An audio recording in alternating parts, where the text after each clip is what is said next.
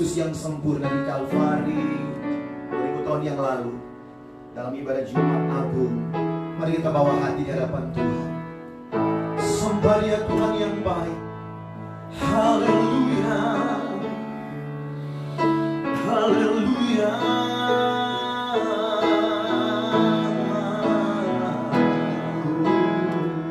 Telah kulihat bukti kasih-Mu,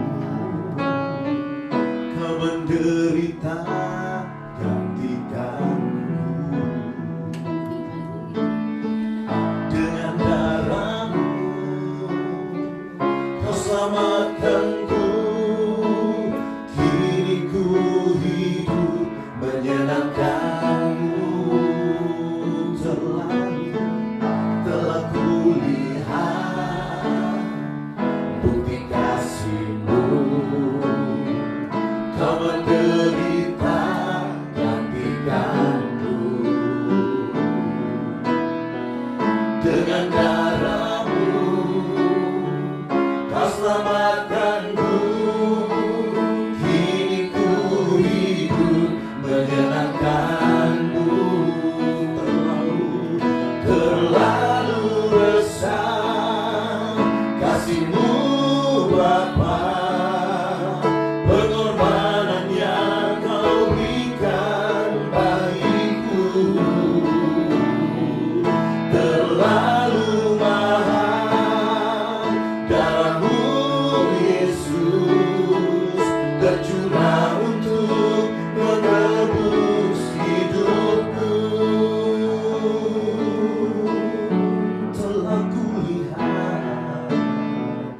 Telah kulihat bukti kasih-Mu,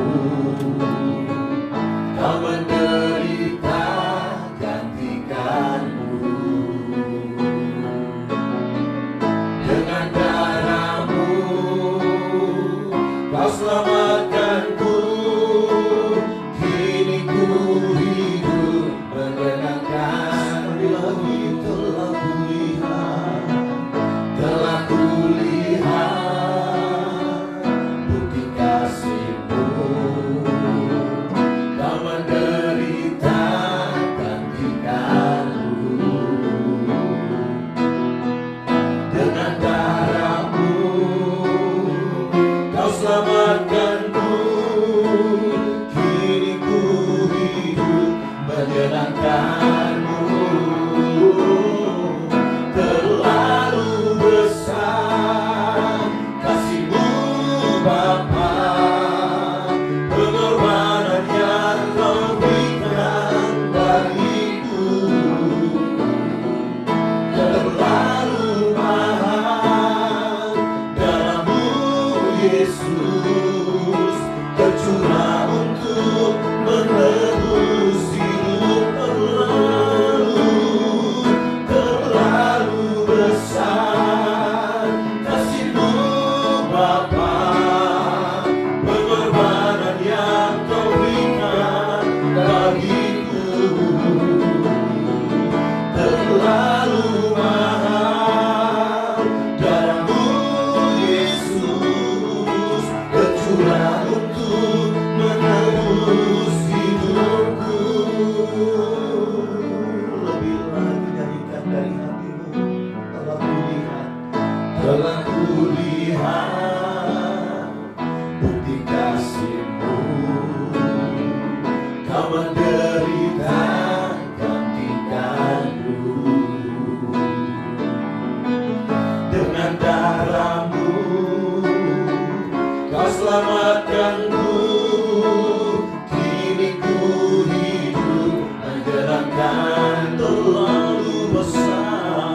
Terlalu besar kasih-Mu Bapa, pengorbanan yang Kau berikan bagiku.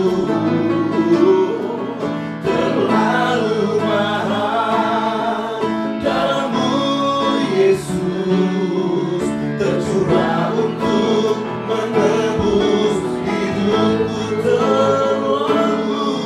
Terlalu besar kasih-Mu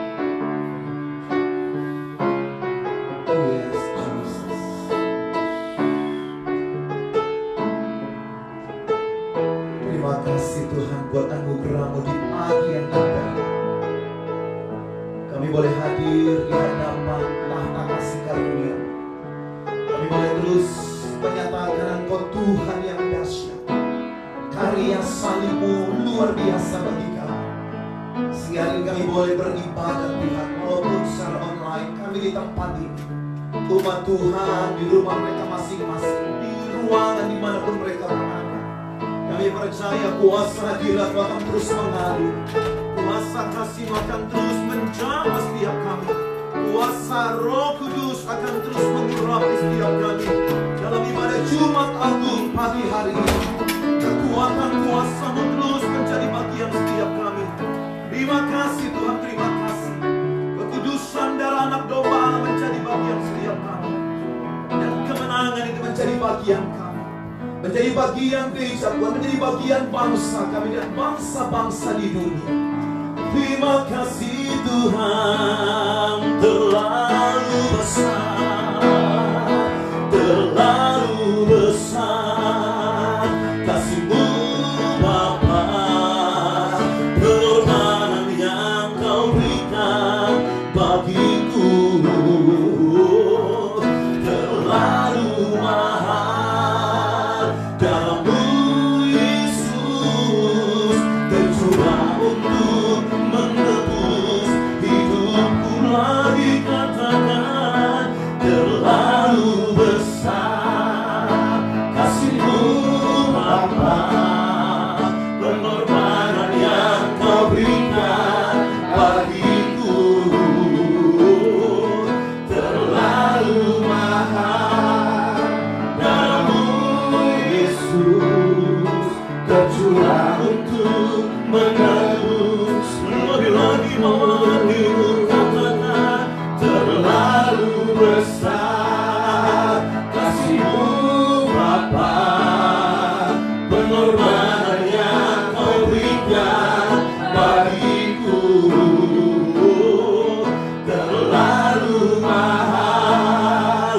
Darah-Mu Yesus tercurah untuk menebus. Lagi, haleluya, terlalu besar kasih-Mu Bapa, pengorbanan yang Kau berikan bagiku terlalu mahal. Darah-Mu Yesus tercurah untuk menebus hidupku, tercurah untuk menebus hidupku, tercurah untuk menebus hidupku. Haleluya. Oh, terlalu besar, terlalu mahal.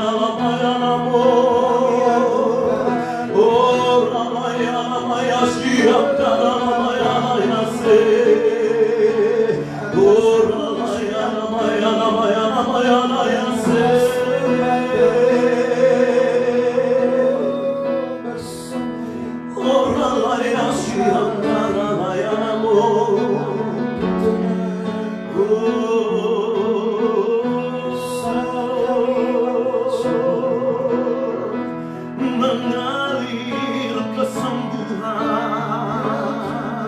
atas bangsa-bangsa, mengalir keselamatan atas bangsa-bangsa,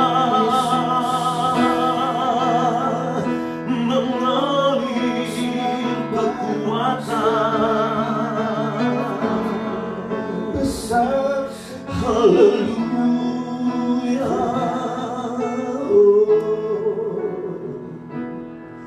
Siangkaralamaya siangkatakaralabakatakaralabakaralabaya. Siangkaralamaya siangkatakarabakatakaralabaya siangkara. Terus buka hatimu di hadapan Tuhan. Siangkatakaralabaka siangkara. Ada anugerah yang heran itu. Ada anugerah yang begitu mencengangkan kami.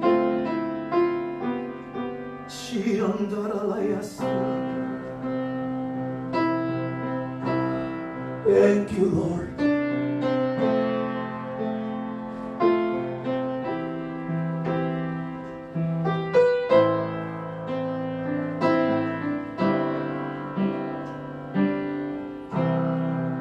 Amazing grace, amazing grace, how sweet the sound that saved a wretch like me. I once was lost, but now am found. Was blind, but now I see.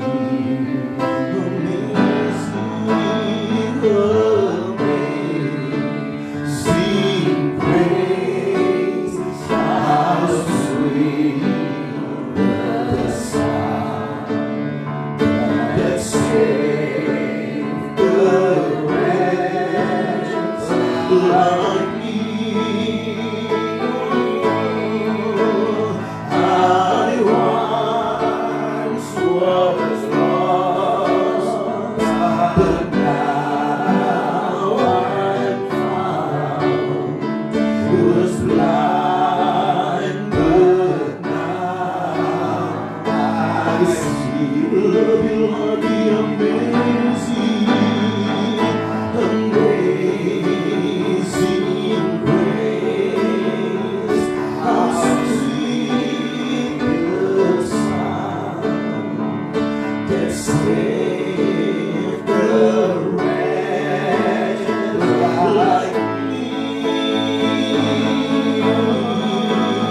I once was lost, but now I'm found.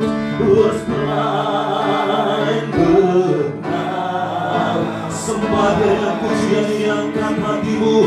Haleluya, haleluya, haleluya, haleluya. Amin.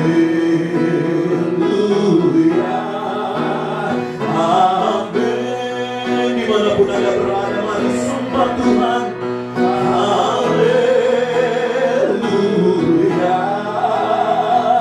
haleluya.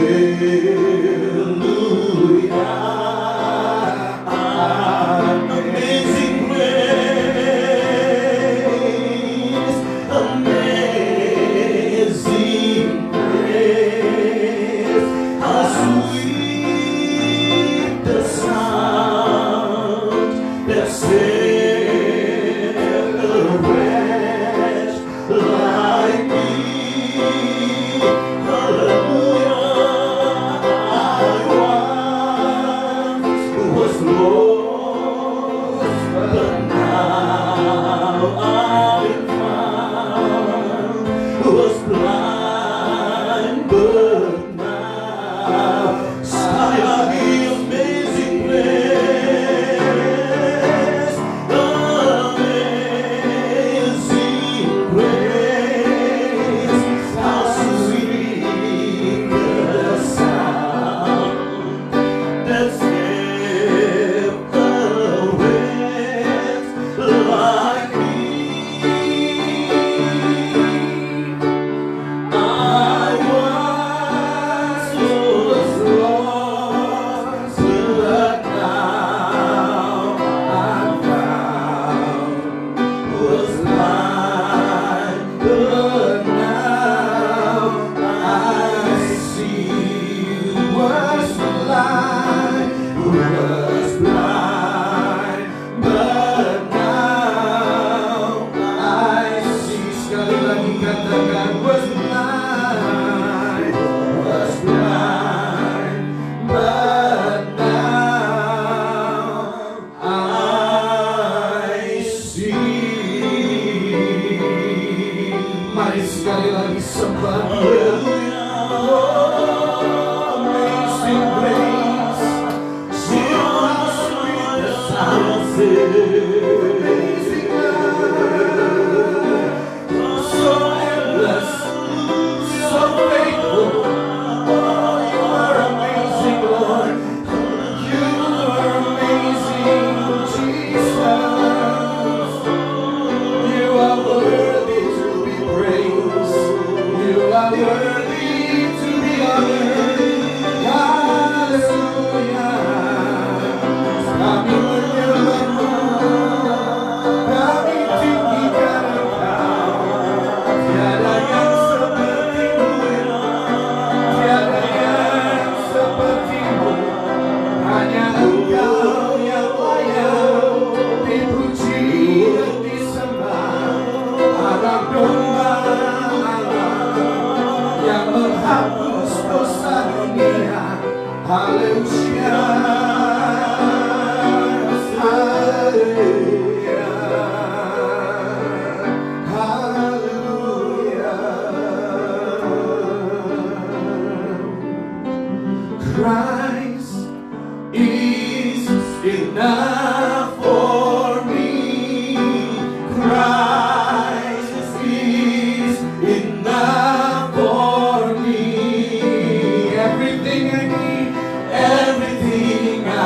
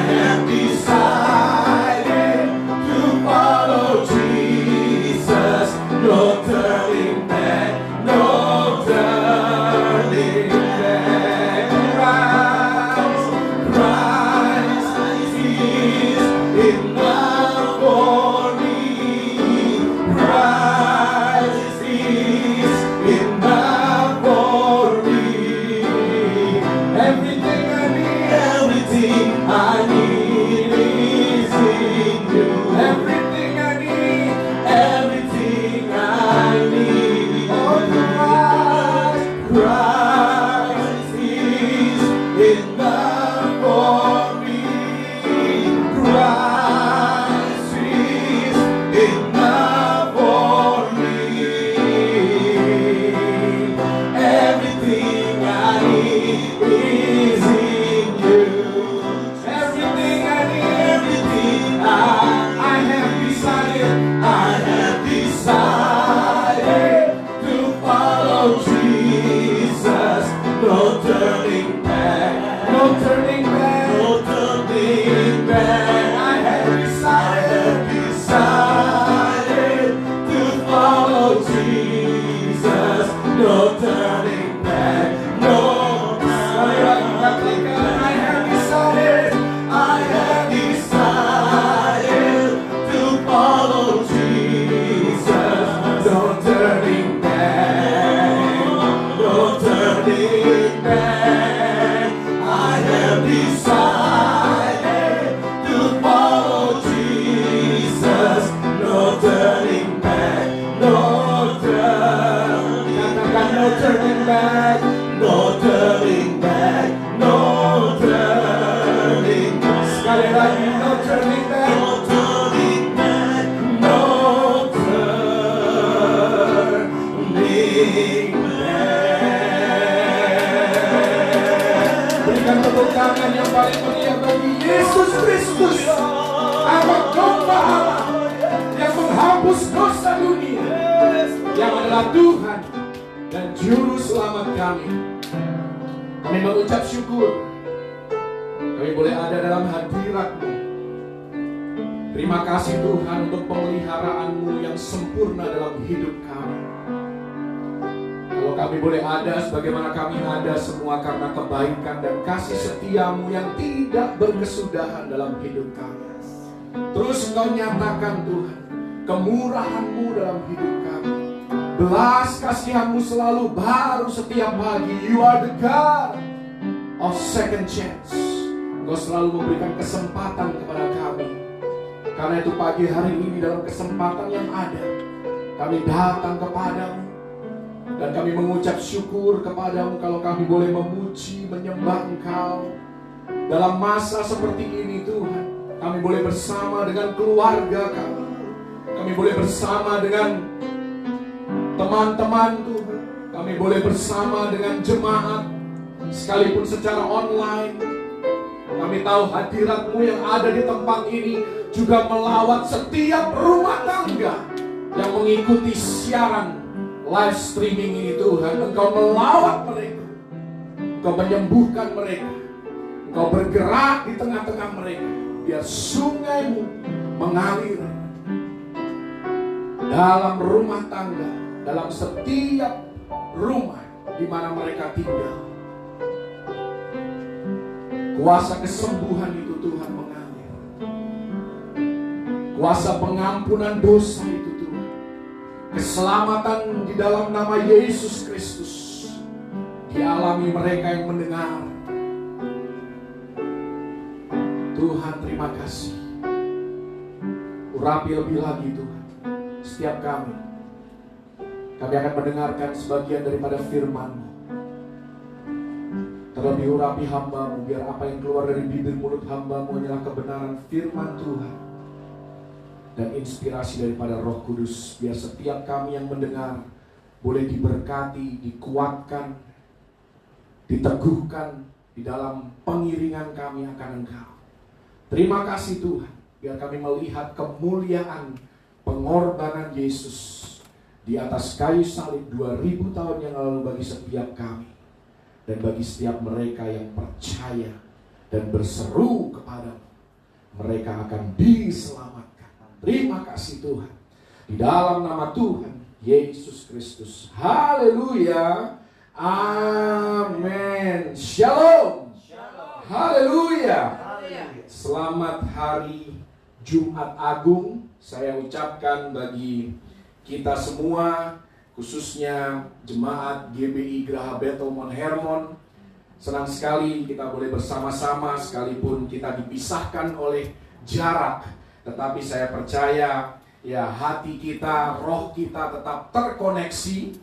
Ya kita tetap punya satu tujuan. Hari ini kita mau memuliakan nama di atas segala nama, Raja di atas segala raja, Tuhan di atas segala Tuhan, namanya Yesus Kristus, Sang Juru Selamat dunia. Dia juga adalah Tuhan dan Juru Selamat bagi mereka yang menaruh kepercayaannya kepada Dia. Pagi hari ini saya akan share sedikit dari firman Tuhan terkait dengan Jumat Agung. Dan supaya kita mudah untuk mengingatnya, saya mau memakai singkatan dari Agung. Ya, dari khotbah hari ini ada 5 poin, ya terdiri dari kata yang dimulai dengan A, kemudian dimulai dengan G, dimulai dengan U, N, dan diakhiri lagi dengan G. Saya berdoa biar firman ini boleh menjadi berkat bagi kita semua yang mendengarkannya. Ya, sebelumnya saya perlu sampaikan seperti biasa sudah disampaikan bahwa kalau Anda rindu untuk memberikan persembahan kolekte maupun diakonia, persembahan kasih yang lain, persembahan khusus yang lain, Anda bisa mentransfer ke nomor rekening BCA 523-014-5247 atas nama GBI Geraha Bethel Mount Hermon. Tuhan Yesus memberkati persembahan Bapak, Ibu, saudara-saudari yang dikasihi oleh Tuhan Yesus Kristus. Kita masuk di alfabet yang pertama, yaitu A. Apa maksudnya A di dalam kata Jumat Agung? A artinya Allah mengasihi kita. Katakan bersama-sama, Allah mengasihi kita. Bukan hanya orang percaya yang dikasihi oleh Allah, tetapi Allah mengasihi seluruh isi dunia. Karena itu kita perlu untuk menaruh kepercayaan kita kepada kasih Allah yang begitu besar bagi dunia, sehingga Dia mengutus anaknya yang tunggal, anaknya yang paling Dia kasihi, namanya Yesus Kristus, untuk mati menebus dosa Anda dan saya, supaya kita bisa ketika kita meninggalkan dunia ini, kita bisa bersama-sama dalam kehidupan yang kekal, dengan kebahagiaan yang kekal, masuk di dalam sukacita rumah Bapa kita di surga. Bukan hanya Yesus rela disalibkan demi menebus dosa-dosa kita. Kalau Dia hanya rela disalibkan, itu terbatas hanya Dia taat kepada Bapanya. Tetapi dikatakan dalam firman Tuhan, Dia tidak sekedar taat, melainkan Yesus rela berkorban, bukan hanya demi ketaatan Dia kepada Bapanya, tetapi juga karena Dia mengasihi Anda dan saya. Dia mengasihi seluruh dunia, Dia mengasihi seluruh umat manusia. Karena itu dikatakan dalam Roma 5 ayat 8, sebelum kita mengenal bahwa kita menyadari kita butuh juru selamat, ketika kita masih berdosa, Yesus sudah mati bagi kita. Ada perbedaan juga dalam kehidupan sehari-hari. Secara sederhana bisa diilustrasikan. Seseorang bisa menikah karena dia mau menuruti permintaan orang tua, atau dia menikah karena memang dia benar-benar mengasihi pasangan hidupnya. Itu dua hal yang sangat berbeda. Ya, Yesus melakukan keduanya. Yesus bukan hanya taat kepada Bapanya, tetapi Dia juga melakukannya karena Dia mengasihi Anda dan saya. Jadi bukan hanya orang percaya saja yang Tuhan kasihi, tetapi seluruh isi dunia Tuhan juga kasihi. Efesus 3 ayat 17 dan 18 ini merupakan doa daripada Rasul Paulus bagi jemaat di Efesus, supaya mereka mengenal kasih Allah, kasih Tuhan yang tanpa batas. Di sana dikatakan bahwa kasih Allah itu lebar, begitu lebar sehingga tidak mungkin kita tidak terjangkau oleh kasih-Nya.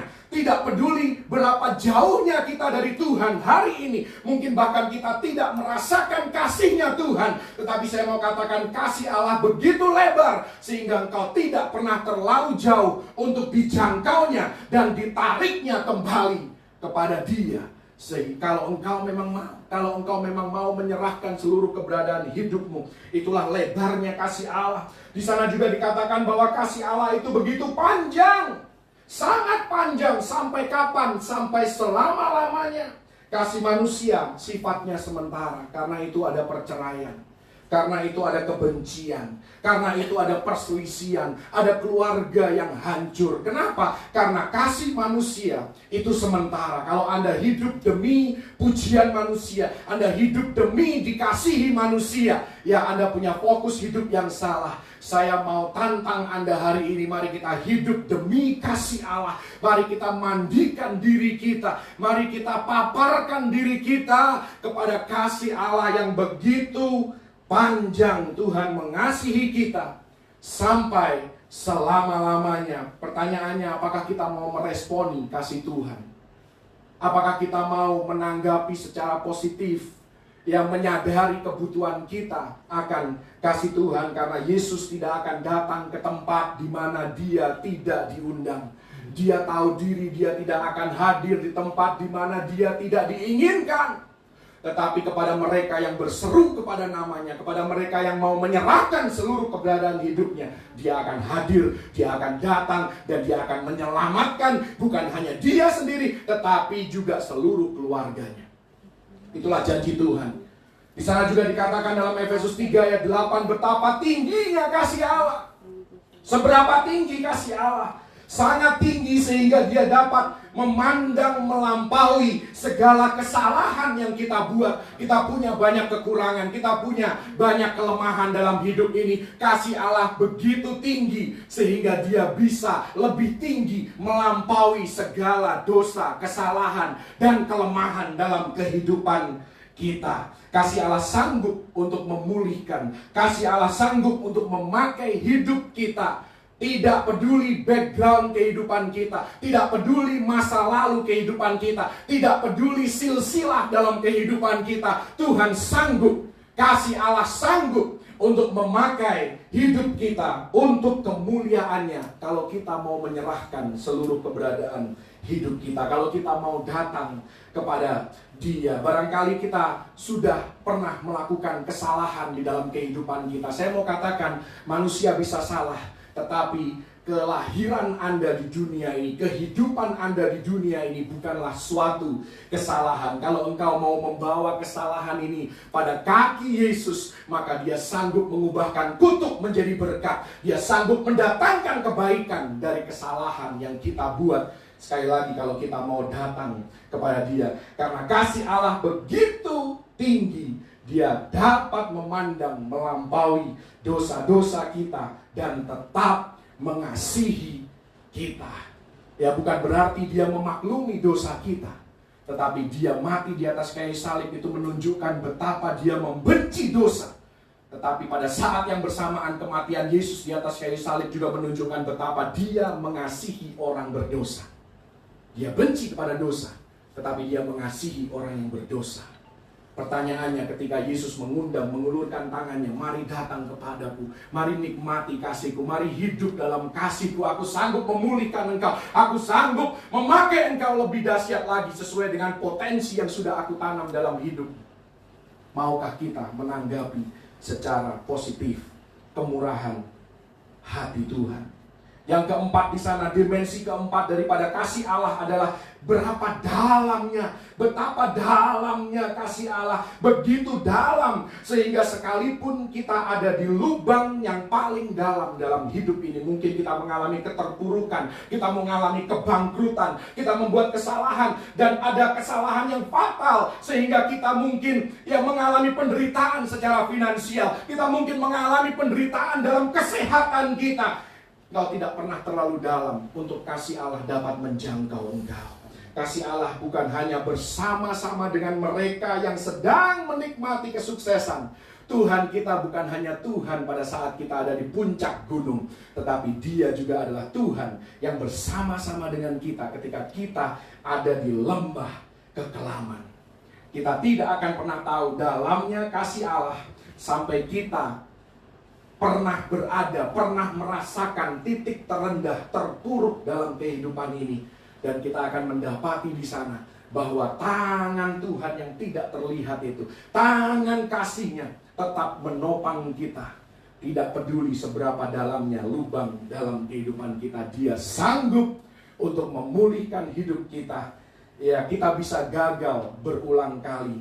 Kasih Allah selalu berkata, coba lagi. Kalau Anda hidup, masih bernafas sampai hari ini, artinya kasih Allah sedang berkata kepada Anda dan saya, mari coba lagi.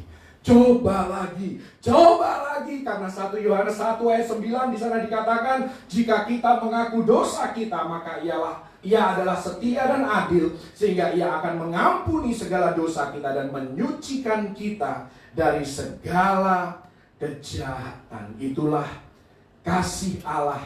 Dan kasih Allah seperti ini, saya tidak tahu dengan Anda, tetapi kalau saya menyadari kasih Allah yang begitu besar, tentunya itu membuat saya kepengen melayani Dia lebih lagi. Kepengen membuat saya lebih dekat lagi kepada Dia. Lebih lagi mau mengenal Dia. Karena itu saya mau katakan, jangan sia-siakan kasih Allah. Syukurilah kasih Allah. Bagaimana kita mensyukuri kasih Allah? Banyak caranya. Salah satunya dengan menjadi pribadi yang lebih baik. Dengan mengikuti proses pembentukan karakter, sehingga buah-buah roh itu bisa muncul dan semakin matang. Kita semakin didewasakan secara rohani, dan kita menjadi berkat bagi banyak orang. Kita membawa kemuliaan Tuhan kemanapun kita pergi, dimanapun kita berada. Kalau engkau pernah meragukan kasih Tuhan, saya mau katakan, pandanglah salib Kristus. Kalau satu malaikat, kalau Anda membaca dalam Kejadian 22, satu malaikat bisa menghentikan Abraham. Dalam waktu sepersekian detik, dia bisa menghentikan Abraham untuk menyembelih anaknya, mengorbankan anaknya. Satu malaikat. Bayangkan, 12 pasukan malaikat tidak bisa menghentikan Yesus untuk mati bagi Anda dan saya. Itulah besarnya kasih Allah, kasih Yesus kepada Anda dan saya. Jadi A berbicara tentang Allah mengasihi kita. Huruf yang kedua adalah G, yang saya di sini berikan topik Getsemani. G adalah Getsemani. Di Getsemani, Yesus menghadapi ujian terbesar dalam hidupnya. Ya, kita mungkin tahu di dalam Matius pasal yang keempat, di sana dikatakan bahwa Yesus dicobai di padang gurun. Itu bukan ujian bagi Yesus yang terbesar. Ujian bagi Yesus yang terbesar adalah ketika Dia ada di Taman Getsemani. Kenapa? Saya katakan begitu karena Dia bisa saja di Taman Getsemani, Dia bisa saja menolak untuk mati bagi manusia. Dia bisa saja menolak cara Bapa, untuk Dia bisa memenuhi, menggenapi misi Bapa, misi surgawi. Dia bisa saja mencari cara lain untuk mati bagi manusia berdosa. Dan tidak akan ada yang menyalahkan Dia kalau Dia minta cara lain. Kalau Dia menolak untuk mati bagi dosa-dosa kita, tidak akan ada yang menyalahkan Yesus. Yesus bisa saja berpikir, bukan aku yang berdosa, bukan aku yang salah. Manusia yang penuh dengan dosa, manusia yang penuh dengan dengki, manusia yang penuh dengan iri hati, manusia yang penuh dengan kepahitan, manusia yang penuh dengan kelemahan. Kenapa aku yang tidak berdosa ini, aku yang tidak mengenal dosa ini, kenapa aku harus mati bagi mereka? Dan ketika Petrus memotong telinga hamba imam besar itu, Yesus berkata dalam Matius 26 ayat yang ke-53, di sana dikatakan oleh Yesus sendiri, atau kau sangka bahwa aku tidak dapat berseru kepada Bapakku supaya Ia segera mengirim lebih dari 12 pasukan malaikat membantu aku? Artinya Yesus bisa saja menolak. Yesus bisa saja memilih cara lain untuk mati bagi Anda dan saya. Di sini katakan 12 pasukan malaikat. Seberapa banyak itu? Satu pasukan malaikat itu terdiri dari 6.000 malaikat. Ini perhatikan ya, ini matematika sederhana. Jadi kalau satu pasukan 6.000 malaikat, 12 pasukan itu 72.000 malaikat. Nanti Anda baca di Perjanjian Lama, ada kisah Satu malaikat itu bisa mengalahkan 185.000 pasukan Asyur pada zaman Raja Hizkia. Satu malaikat mengalahkan 185.000 pasukan Asyur. Kalau 72.000 malaikat bisa mengalahkan berapa? Karena itu kalau Tuhan mau menghancurkan dunia, nggak perlu susah-susah, kirim aja. Mungkin nggak perlu 12 pasukan malaikat, karena 12 pasukan malaikat bisa menghancurkan 13 miliar manusia. Sekarang penduduk bumi cuma 7 miliar. Ya mentok-mentok mungkin nanti 10 tahun kemudian 8 miliar. Tuhan tidak perlu mengutus semua pasukan malaikatnya, 12-12-nya nggak perlu. Separuhnya aja cukup untuk menghancurkan dunia itu kalau Tuhan mau. Dan Yesus akan sangat dibenarkan kalau dia mau membinasakan manusia, karena memang manusia pada dasarnya degil hatinya, penuh dengan pemberontakan, hatinya jahat, penuh dengan kebobrokan dan kebejatan di dalam hatinya. Karena itu saya mau katakan dalam kehidupan Anda dan saya, apa kaitannya Getsemani dengan Anda dan saya? Saya mau katakan dalam hidup kita, pencobaan terbesar dalam hidup kita adalah bagaimana kita merespon suatu situasi atau kondisi di mana kita dibenarkan untuk tidak mengampuni, untuk membalas orang lain yang menyakiti kita.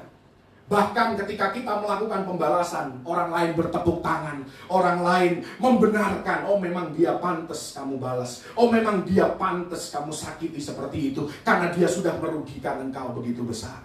Itulah pencobaan terbesar, itulah ujian kedewasaan terbesar dalam hidup kita. Ketika kita disakiti, ketika kita dirugikan, apakah kita masih mau membalas? Getsemani, pelajarannya bagi Anda dan saya, Yesus bisa saja membalas kejahatan manusia. Tetapi dia dengan segala sumber daya yang dia miliki, dia memilih untuk mati bagi dosa-dosa mereka. Dia memilih untuk tubuhnya disiksa, dihancurkan. Supaya apa? Supaya oleh bilur-bilur Yesus, Anda dan saya sudah disembuhkan. Virus corona tidak lebih berkuasa dari bilur-bilur Yesus. Tidak lebih berkuasa dari nama Yesus. Yesus tidak memanggil para malaikat untuk melepaskan dia dari penderitaan salib, tetapi justru dia melewati momen demi momen. Bahkan ketika ada seseorang yang menawarkan minuman yang dapat membuat dia mati rasa, yang dapat membuat dia terkurangi rasa sakitnya, dia menolak minuman itu. Anggur asam itu dia tolak yang pertama. Yang terakhir dia terima karena dia perlu berteriak, aku haus. Kemudian dia berteriak, kepadamu aku menyerahkan nyawaku. Dan dia berteriak, tetelestai. Untuk itulah minumannya. Tapi yang pertama dia ditawari anggur asam, dia tidak mau. Karena anggur asam itu bertujuan untuk mengurangi rasa sakitnya. Yesus menolak untuk mengurangi rasa sakit yang dia rasakan. Supaya apa? Supaya dia bisa merasakan apa yang Anda dan saya alami selama kita hidup di muka bumi ini. Karena itu saya mau katakan, Getsemani memberikan pelajaran bagi Anda dan saya. Kalau Anda disakiti, kalau Anda mengalami sakit hati hari ini, Anda tersinggung hari ini, saya mau katakan, lepaskan pengampunan. Lepaskan pengampunan. Tidak ada ruginya kita melepaskan pengampunan. Jangan pikir Anda menguntungkan orang yang Anda ampuni. No, Anda sedang menolong diri Anda sendiri. Kalau Anda digigit ular, jangan berusaha untuk mengejar ular itu sampai engkau bisa menangkap ular itu. Engkau harus segera pergi ke rumah sakit dan mendapatkan pertolongan pertama supaya engkau sendiri tidak mati. Disakiti itu seperti digigit ular. Jangan kau kejar orang yang menyakiti engkau dan berusaha menangkap dia, berusaha untuk menyakiti dia balik, berusaha untuk membunuh dia. Tapi pergilah kepada rumah sakit ilahi, pergilah kepada dokter di atas segala dokter, namanya Yesus, dan izinkan dia menyembuhkan sakit hatimu, menyembuhkan ketersinggunganmu, sampai engkau bisa melepaskan pengampunan, sampai engkau bisa kembali mendoakan orang yang menyakiti engkau dan memberkati mereka. Izinkan Allah berperang bagi kita.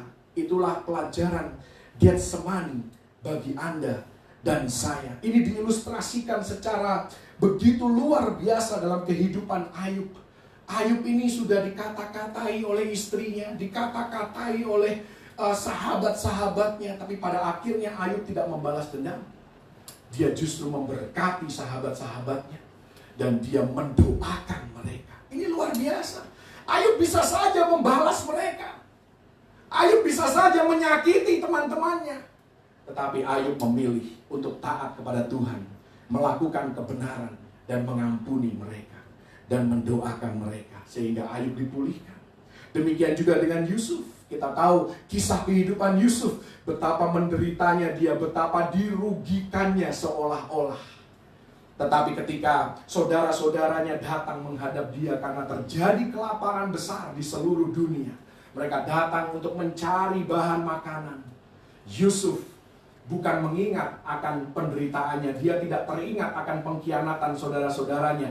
Dia teringat pada mimpi-mimpinya, artinya dia teringat pada janji Tuhan, dia teringat pada hal yang positif. Selama ini pikirannya fokus hanya pada visi dan misi yang Tuhan berikan kepada dia, dan dia fokus sampai mimpinya digenapi oleh Tuhan. Karena itu dia bisa berkata dalam Kejadian 50 ayat 20, dia katakan di sana, engkau memang mereka-rekakannya untuk kejahatan, tetapi Allah telah mereka-rekakannya untuk mendatangkan kebaikan, untuk memberikan kehidupan bagi kita semua. Kenapa Yusuf bisa sanggup melakukan seperti itu? Karena dia sudah melewati cobaan, ujian Getsemani dalam kehidupannya, dan dia keluar lebih daripada pemenang. Daud ketika berhadapan dengan Saul bisa saja dibunuhnya 2 kali. Tuhan memberikan kesempatan. Ini merupakan ujian bagi Daud, kedewasaan rohaninya. Apakah dia adalah orang yang benar-benar sudah dewasa atau belum? Apakah dia sudah siap menjadi raja atau belum? 2 kali ada kesempatan untuk membunuh Saul, orang yang selama ini membuat Daud menjadi buron. Tetapi Daud memilih untuk melepaskan Saul. Bahkan dia berkata bahwa aku ini mengasihi engkau, aku ini selama ini yang selalu taat dan setia kepadamu. Kenapa engkau Tuanku? Dia panggil Saul Tuanku, dia panggil Saul hamba Tuhan yang diurapi. Jangan engkau menjamah orang yang diurapi oleh Tuhan. Bayangkan saudara, di tengah sakit hatinya, Daud sanggup untuk melepaskan Saul dan tidak membunuhnya. Kita selama ini berpikir bahwa Daud ini seorang yang cute, seorang yang kayaknya ganteng banget, kulitnya halus, seperti bintang bintang K-pop. K-pop ini kan zamannya K-pop, itu kayaknya kulitnya halus Itu kita mungkin berpikir Daud itu seperti itu, tidak heran dia bisa mengampuni. Saya mau katakan Daud adalah seorang pembunuh berdarah dingin. Dia seorang pembunuh berdarah dingin. Dia tidak tanggung-tanggung, kalau mau bunuh orang dia bunuh aja. Makanya dia bisa jadi pemimpin para preman. Orang-orang pengikutnya itu preman semua, saudara.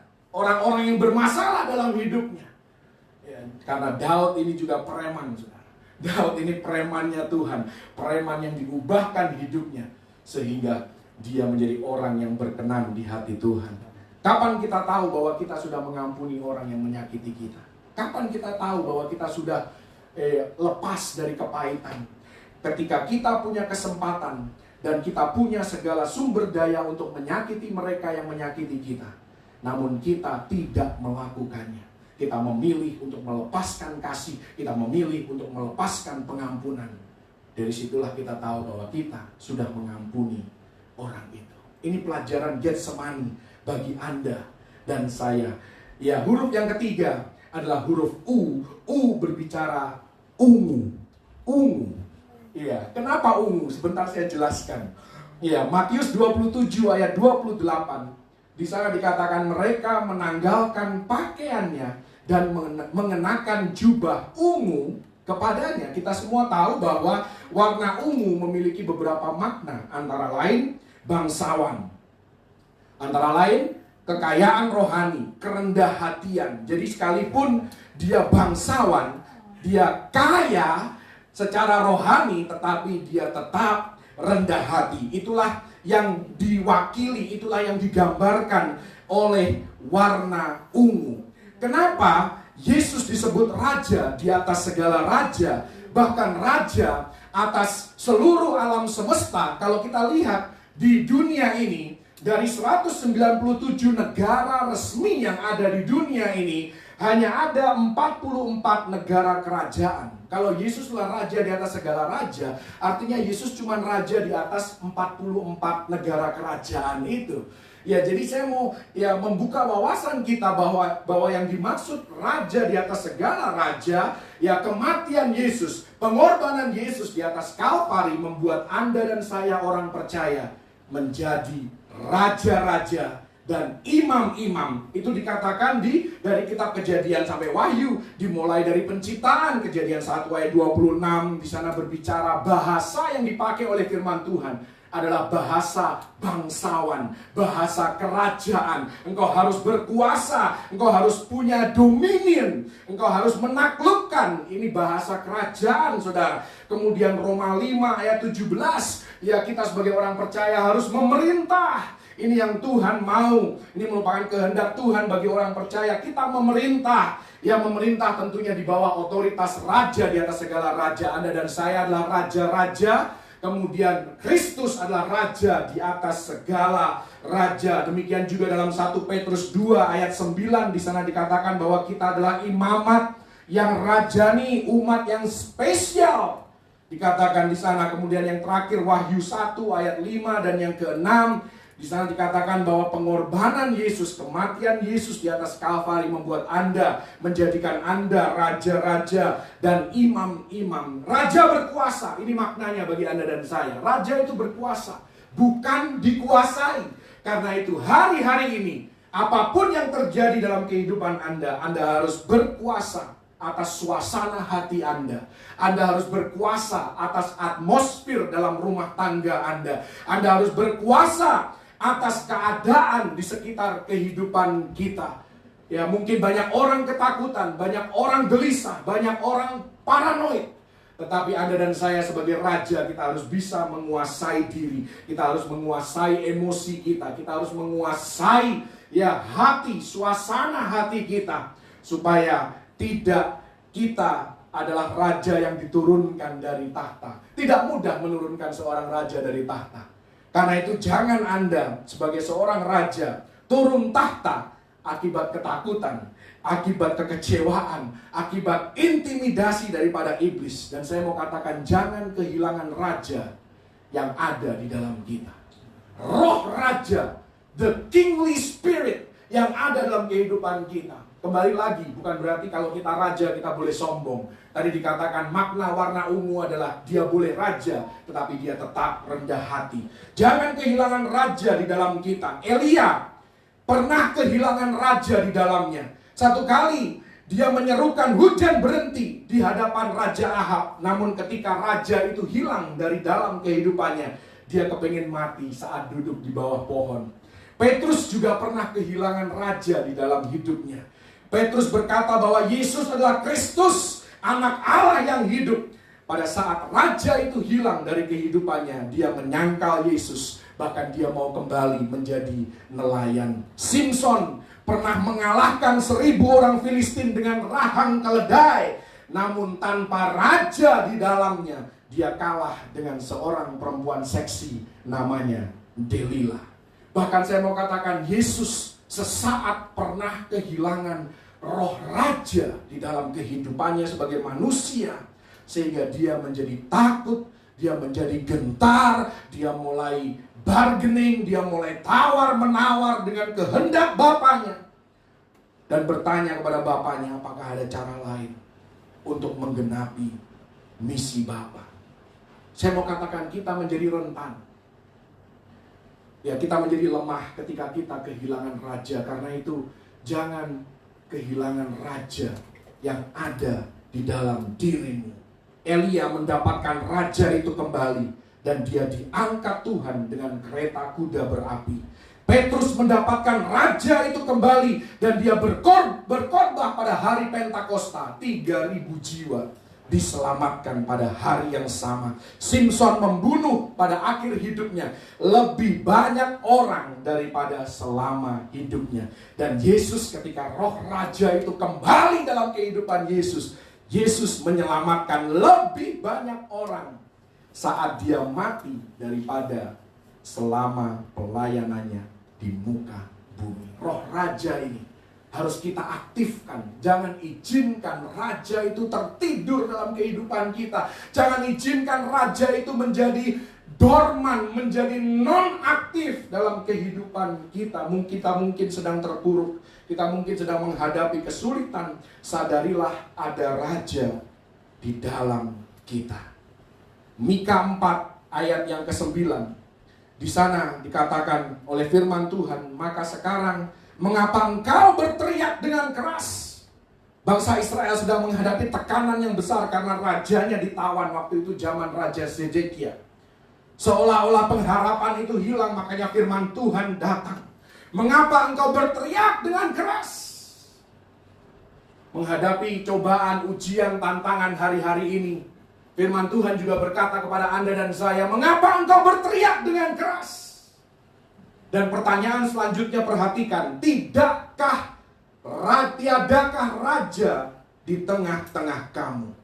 Tidak adakah raja, terjemahan lain katakan, tidak adakah raja di dalammu?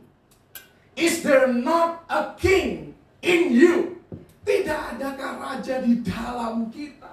Kenapa engkau menangis berteriak-teriak? Kenapa engkau frustrasi? Kenapa engkau kecewa? Kenapa engkau putus asa? Tidak adakah raja di dalammu? Kenapa engkau takut? Kenapa engkau gelisah? Kenapa engkau khawatir akan hari esok? Tidak adakah raja di dalammu?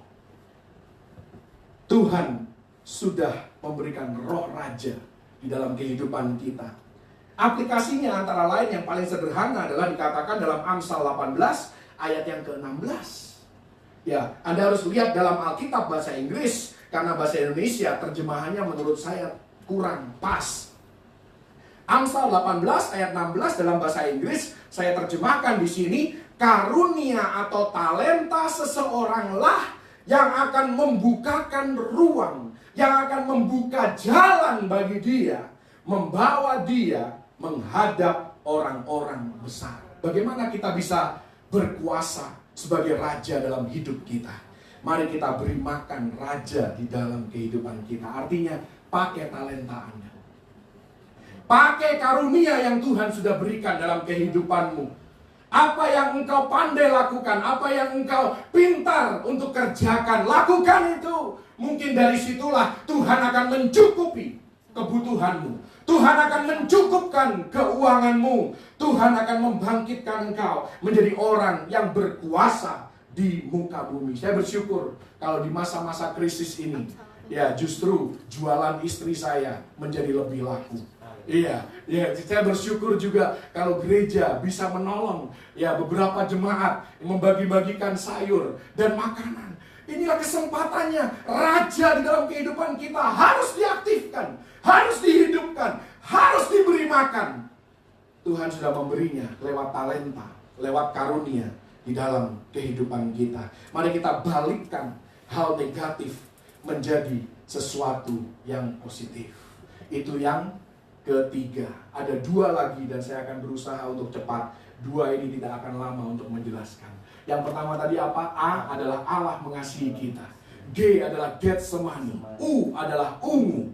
Ya, berbicara tentang raja, roh raja di dalam kehidupan kita. Yang keempat adalah huruf N. N berbicara tentang nilai. Nilai. Ya, ini berkaitan dengan raja tadi, saudara. Pengorbanan Yesus di atas kayu salib membuat Anda dan saya menjadi manusia yang bernilai tinggi. Saya akan buktikan dari Alkitab bahwa orang percaya, pengikut Kristus adalah orang yang bernilai tinggi. Lukas 22 ayat 31 sampai 32. Ini berbicara tentang seorang yang sangat kita kenal. Dan ini terjadi sebelum Yesus disalibkan, membuktikan bahwa Anda dan saya adalah orang yang bernilai tinggi. Karena itu ada konsekuensinya. Kalau orang punya nilai tinggi, itu ada konsekuensinya. Di sana dikatakan, Simon, Simon, lihat, Iblis telah menuntut untuk menampi kamu seperti gandum. Tetapi aku telah berdoa untuk engkau supaya imanmu jangan gugur, dan engkau, jikalau engkau sudah insaf, kuatkanlah saudara-saudaramu. Mengapa iblis mau menampi Petrus? Itu yang tadi saya katakan. Karena Petrus pengikut Kristus. Karena pengikut Kristus, nilai kehidupannya tinggi. Sehingga iblis menuntut untuk menampi Petrus. Kenapa Petrus? Karena Petrus yang pertama, dia diberikan kunci surga. Matius 16.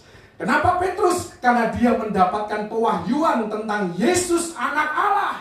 Yesus adalah Kristus yang diurapi, juru selamat dunia. Itu Petrus yang mendapatkan pewahyuan itu. Kemudian yang ketiga, kenapa hidup Petrus bernilai tinggi? Kenapa dia ditampi oleh iblis? Karena dia dianggap sebagai pemimpin di antara para rasul utama Kristus. Kalau pemimpin ditangkap, kalau pemimpin digoncang, dan pemimpin itu tergoncang, maka anak buahnya, maka pengikut-pengikutnya akan lemah.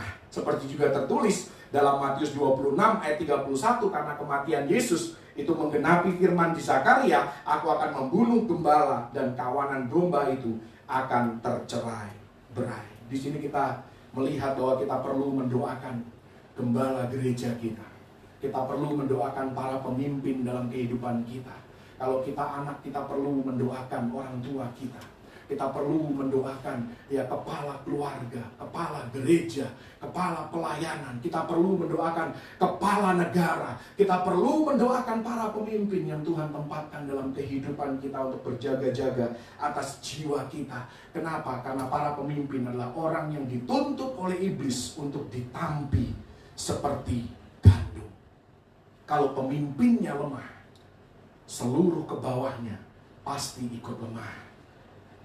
Semakin lama kita ikut Yesus, semakin dalam kita mengenal Yesus, semakin tinggi pula nilai kehidupan kita. Karena itu kita harus lebih dan lebih lagi waspada di dalam kehidupan kita, di dalam berjaga-jaga atas hidup kita, di dalam membangun kerohanian kita, terus mengenal Yesus lebih dalam lagi, lebih dan lebih lagi dibukakan rahasia firman Tuhan. Kalau Anda adalah orang yang terlibat dalam pelayanan, apakah itu Anda seorang asyir, Anda seorang singer, Anda seorang penginjil, Anda seorang pendoa syafaat, seorang pengkhotbah, apalagi Anda adalah targetnya iblis. Anda adalah orang yang bernilai tinggi dan neraka menginginkan Anda. Karena itu Anda perlu untuk waspada di dalam apa yang kau izinkan masuk dalam kehidupan Anda.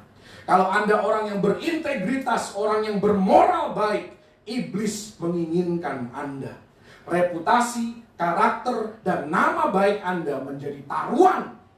Karena Anda adalah orang yang berdampak pada orang lain. Ingat saudara, apapun yang kita ucapkan, apapun yang kita lakukan, apapun yang kita putuskan, pilihan apa yang kita buat, semua kita harus ingat bahwa Anda dan saya adalah orang pilihan Tuhan. Anda dan saya orang yang bernilai tinggi. Seperti dikatakan Kisah Rasul 9 ayat 15, bahwa Paulus adalah alat pilihan Tuhan. Anda dan saya pun merupakan alat di tangan Tuhan. Apa artinya menampi? Izinkan saya sejenak bicara tentang menampi. Menampi itu mengayak untuk memisahkan. Bagaimana iblis menampi kita orang percaya?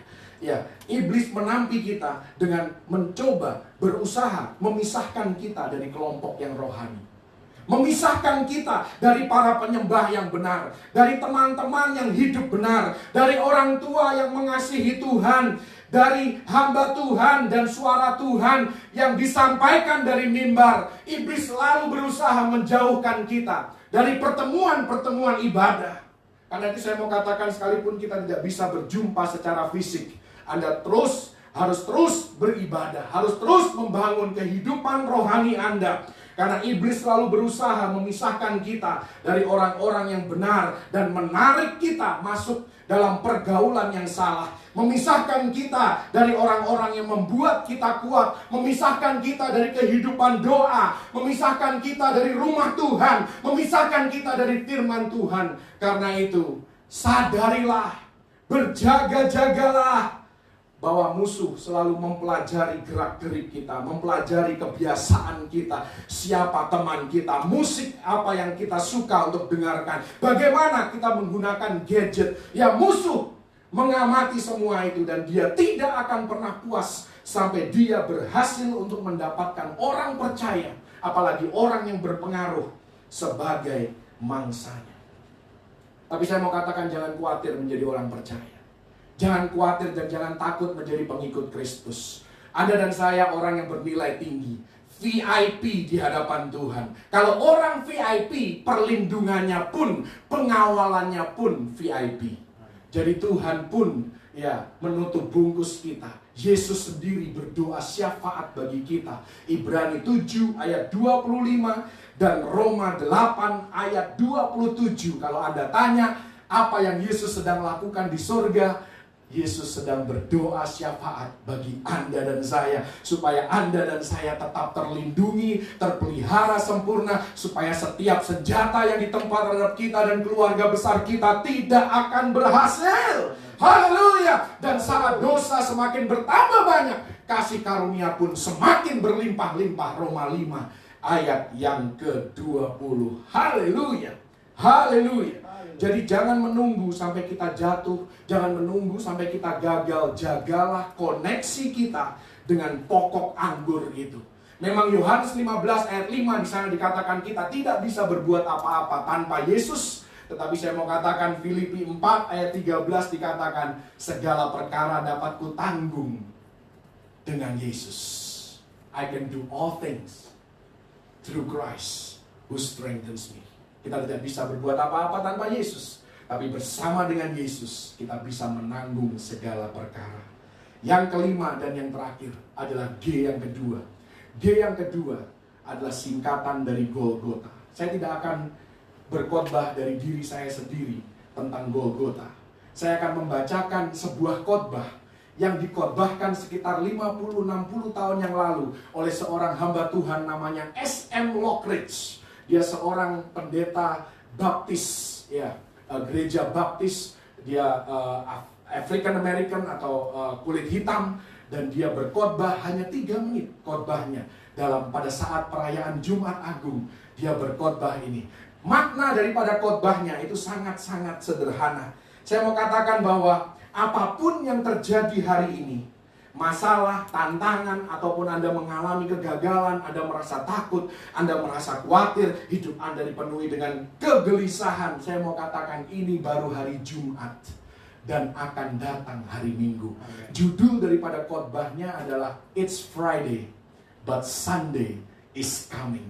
Ini baru hari Jumat, tapi ketahuilah bahwa akan datang hari Minggu di mana terjadi kebangkitan Yesus. Saya mau bacakan bagi Anda sambil saya mengundang Carter bisa melantunkan sebuah musik. Tidak panjang khotbahnya. Dan saya mau Anda menyelami khotbah ini. Anda bisa cari di Google kalau Anda tidak sempat mencatat. Namanya S.M. Lockridge. Judul khotbahnya It's Friday, but Sunday is coming. Di sana dikatakan, ini hari Jumat. Yesus berdoa, Petrus tertidur, Yudas berkhianat, tapi akan datang hari Minggu. Ini hari Jumat, Pilatus bergumul, mahkamah agama bersekongkol, khalayak ramai memfitnah, tapi akan datang hari Minggu. Ini hari Jumat, para murid tercerai-berai bagaikan domba tanpa gembala. Maria menangis, Petrus menyangkal, tapi mereka tidak tahu bahwa akan datang hari Minggu. Ini hari Jumat, pasukan Romawi menyiksa Yesusku. Mereka mengenakan jubah ungu padanya. Mereka menaruh mahkota duri di kepalanya. Tapi mereka tidak menyadari bahwa akan datang hari Minggu. Ini hari Jumat. Lihat Yesus berjalan menuju Kalvari. Darahnya menetes, tubuhnya terhuyung, dan rohnya penuh beban. Namun demikian ini baru hari Jumat, akan datang hari Minggu. Ini hari Jumat, dunia seolah-olah menang. Manusia hidup dalam dosa. dan kejahatan tersenyum lebar. Ini hari Jumat, tentara memaku tangan juru selamatku ke kayu salib. Mereka memaku kaki juru selamatku ke kayu salib. Dan mereka mengangkatnya naik di antara para kriminal. Ini hari Jumat, tapi mari ku beritahu, akan datang hari Minggu. Ini hari Jumat, para murid bertanya-tanya, apa yang telah terjadi pada raja mereka? Dan orang-orang Farisi merayakan karena rencana mereka telah berhasil. Mereka tidak menyadari ini baru hari Jumat, akan datang hari Minggu. Ini hari Jumat, dia tergantung di atas kayu salib, merasa ditinggalkan oleh bapaknya, ditinggal sendirian dalam keadaan sekarat. Tidak bisakah seseorang menyelamatkannya? Oh, ini baru hari Jumat, tapi akan datang hari Minggu. Ini hari Jumat, bumi gemetar, langit menjadi gelap, rajaku menyerahkan nyawanya. Ini hari Jumat, harapan sirna, maut telah menang, dosa telah menang, dan setan pun tertawa. Ini hari Jumat, Yesus dikuburkan, pasukan berjaga, dan sebuah batu digulingkan untuk menutup. Tapi ini baru hari Jumat, akan datang hari Minggu. Demikian juga dalam kehidupan Anda dan saya. Apapun yang Anda alami hari ini dan saat ini juga, mungkin keadaan terlihat buruk, mungkin keluarga terlihat amburadul dan berantakan, mungkin keuangan penuh dengan ketidakpastian, mungkin kesehatan terancam. Tapi saya mau katakan, ini baru hari Jumat, akan datang hari Minggu. It's only Friday, but Sunday is coming. Mari katakan sama-sama dengan saya, it's only Friday, but Sunday is coming. It's only Friday, but Sunday is coming. Mari kita renungi bahwa Allah mengasihi kita. Karena kasih Allah kepada kita, Dia mau kita melepaskan kasih yang sama melalui Getsemani kehidupan kita. Orang yang berjiwa besar seperti seorang raja yang berjubah ungu. Dia tidak melampiaskan kemarahannya karena dia tahu bahwa hidupnya punya nilai yang tinggi. Banyak orang yang akan terdampak dengan apa yang dia perbuat, apa yang dia ucapkan. Karena dia orang yang bernilai tinggi. Dan pada akhirnya dia memilih untuk tergantung di atas Golgota, menderita bagi Anda dan saya. Kita pun menderita seketika.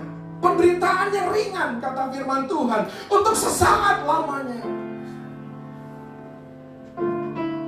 Dan khotbah tadi berkata, it's only Friday, but Sunday is coming. Jangan berhenti di hari Jumat, saudara. Jangan berhenti di penderitaan, karena bukanlah kehendak Tuhan untuk Anda terus-menerus menderita, terus-menerus tertekan, terus-menerus dibakar dengan kebencian, dibakar dengan ketersinggungan.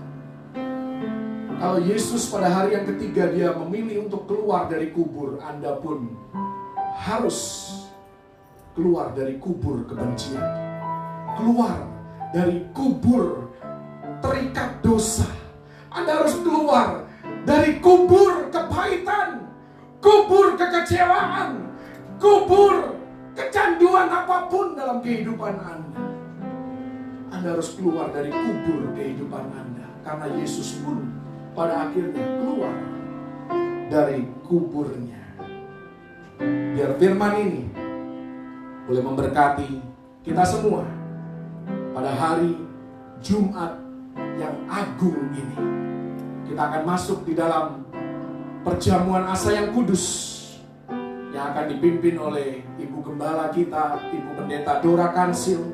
Sebelumnya saya mengajak Anda untuk menyanyikan sebuah pujian yang Tuhan berikan kepada Ibu Dora Basuhlah Tuhan dosaku, basuh dengan darah-Mu.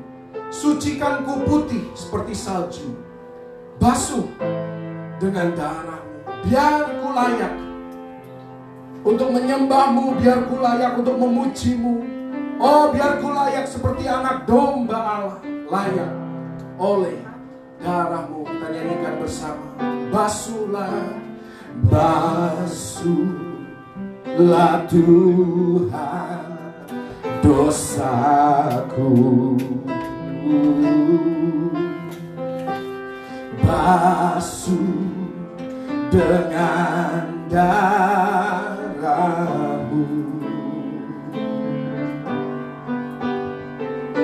Sucikan ku putih seperti salju, basuh dengan darah-Mu. Katakan, biar ku layak, biar ku layak menyembah-Mu,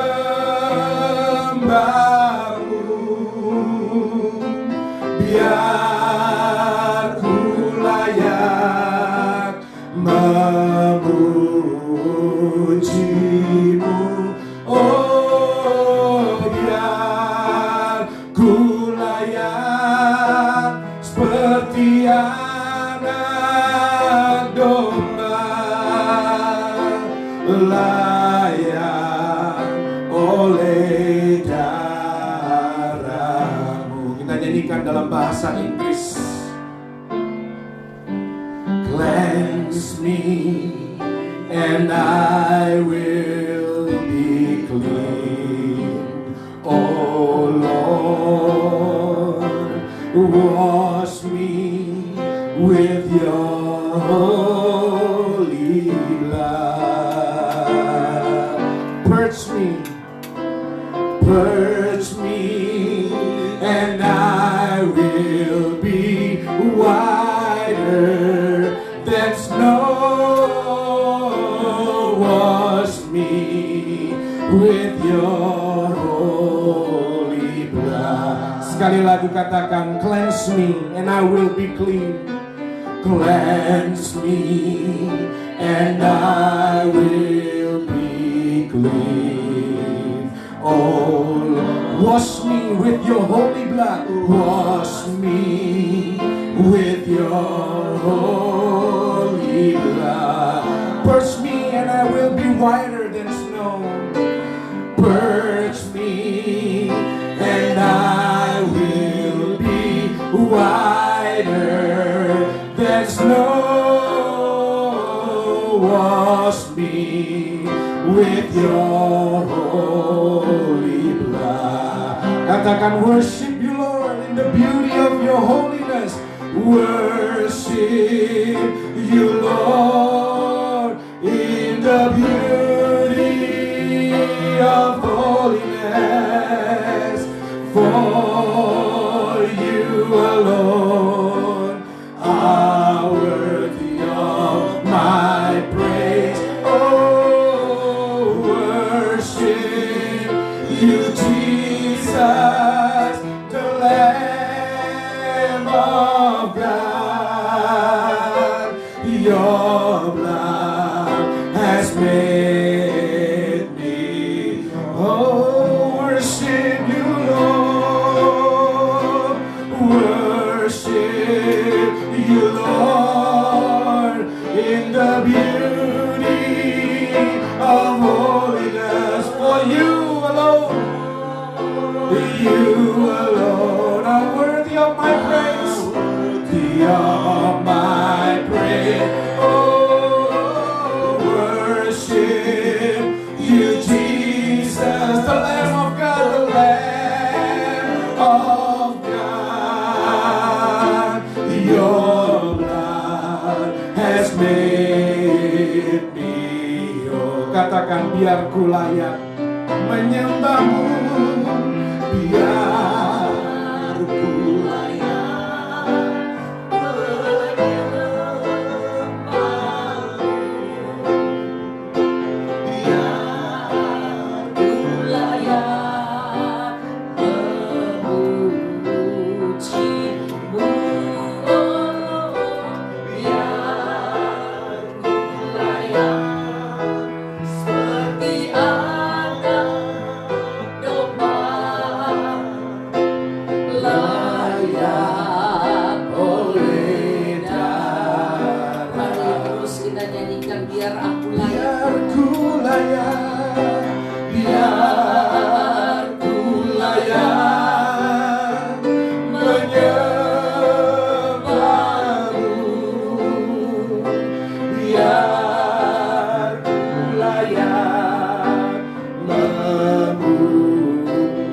pujimu.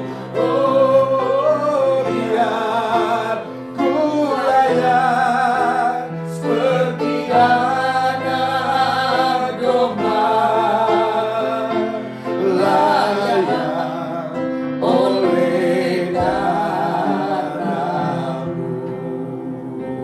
Sekali lagi katakan, basuhlah Tuhan dosaku. Basuhlah Tuhan dosaku, basuh dengan darah-Mu.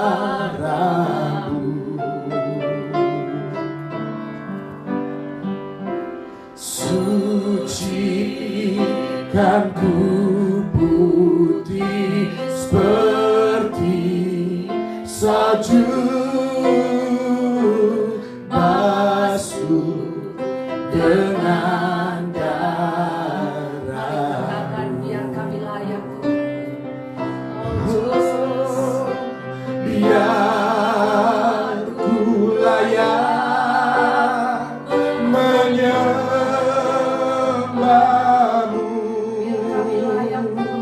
Biar ku layak memuji-Mu. Oh, biar ku layak seperti anak domba, layak oleh darah. Oh, layak hanya oleh darah-Mu Tuhan. Layak oleh darah. Oh, layak oleh darah-Mu ya Tuhan. Layak oleh darah-Mu.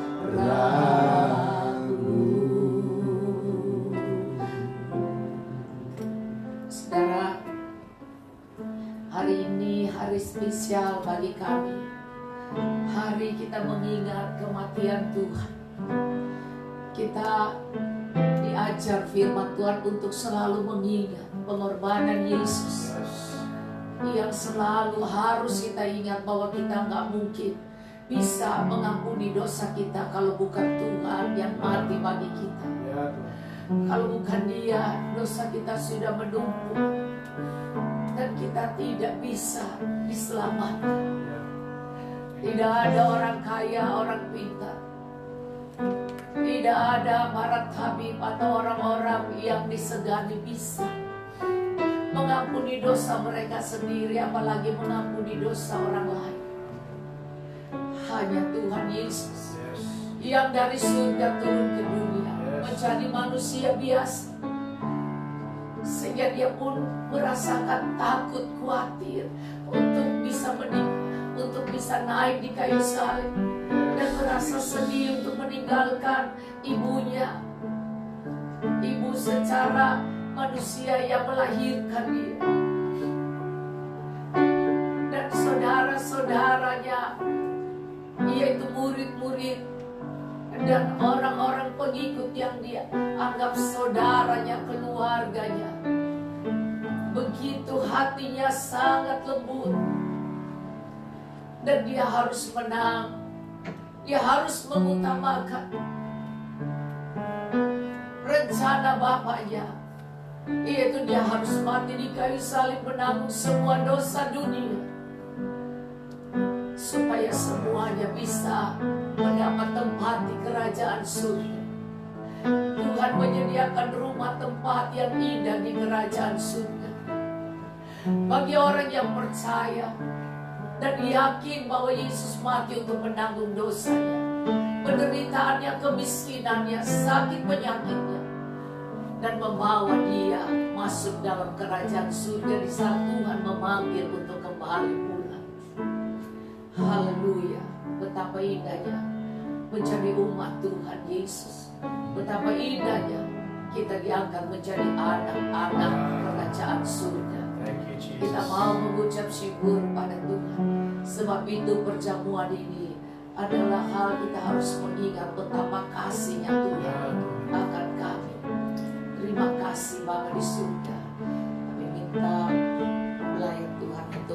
bagikan sambil Anda terus berdoa.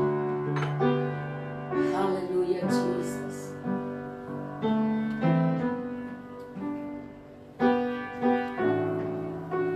Haleluya Jesus.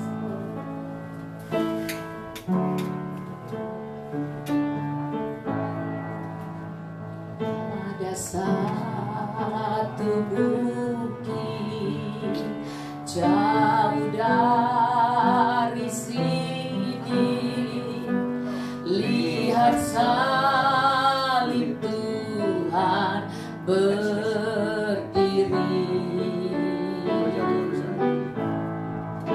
sepotong kayu kasar, tanda dosa besar.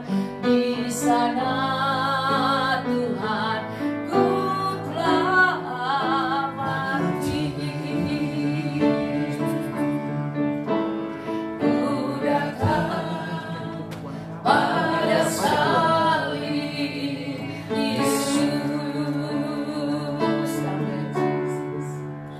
Ku lihat cintanya Tuhanku,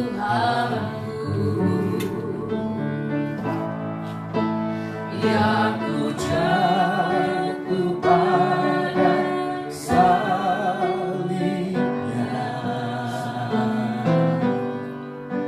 Sana ku dapat ampun dosa. Datang pada salib Yesus. Ku datang pada salib Yesus. Ku ingat cintanya Tuhanku, ya ku jatuh pada salibnya. Sana ku dapat ampun dosa. Udah kita bangkit berdiri pada salib Yesus. Ku ingat cintanya Tuhanku, ya ku jatuh pada salibnya. Sana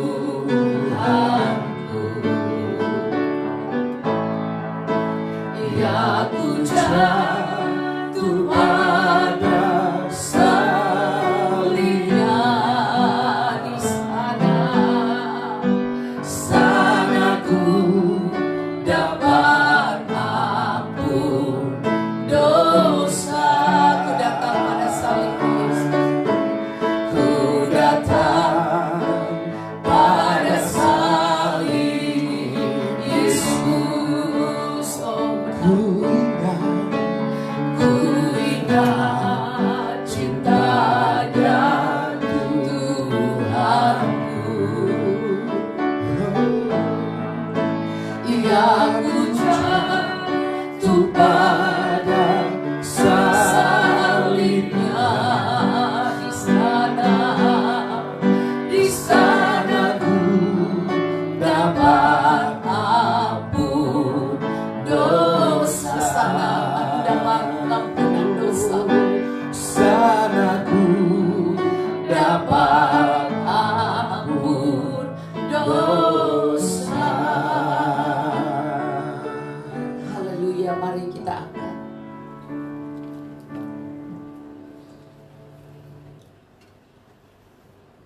roti lebih tinggi dari kepala kita. Sebab apa yang telah kuteruskan kepadamu telah aku terima dari Tuhan, yaitu bahwa Tuhan Yesus pada malam waktu Ia diserahkan mengambil roti, dan sesudah itu Dia mengucap syukur atasnya. Dia memecah-mecahkannya dan berkata, inilah tubuhku yang diserahkan bagi kamu. Perbuatlah ini menjadi peringatan akan aku. Bukankah roti yang kita pecah-pecahkan adalah persekutuan dengan tubuh Kristus? Amin. Karena roti adalah satu, maka kita sekalipun banyak adalah satu tubuh. Karena kita semua mendapat bagian dalam roti yang satu ini.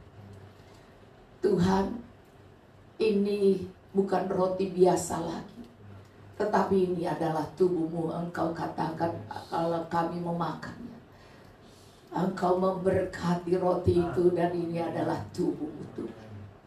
Sebab itu kami percaya Tuhan, bahwa Engkau sudah memberikan hidup-Mu bagi kami, supaya kami sehat, kami kuat, kami cerdas, kami berhikmat, kami bijaksana, kami rendah hati, kami lembut Tuhan. Kami punya Tuhan Yesus karunia Roh Kudus seperti yang Engkau miliki Tuhan. Bahkan Engkau berkata kami juga bisa memiliki buah-buah roh itu Tuhan. Sebab itu berikan itu pada kami, karena itu ada di dalam tubuh-Mu untuk kami kerjakan, untuk kami putuskan, untuk kami melangkahkan, untuk kami menghidupi di dunia ini Tuhan. Melalui tubuh-Mu ini Tuhan, kami sehat, kami diberkati, kami tidak berkekurangan satu apapun Tuhan. Karena ini adalah tubuh-Mu Tuhan, maka saat menyatu dengan kami diberkati Bapa. Terima kasih Tuhan, dengan kasih sayang dan hormat kami kepadamu. Syukur yang tidak terbatas Tuhan, untuk pengorbanan-Mu, untuk bilur-bilur-Mu, untuk penyerahan hidup-Mu bagi kami Tuhan. Dan semua yang Engkau sudah kerjakan di kayu salib sampai nafas yang terakhir Tuhan. Terima kasih Tuhan untuk janji-Mu bagi kami. Kami mau terima tubuh-Mu Tuhan, di dalam nama Tuhan Yesus Kristus. Mari kita.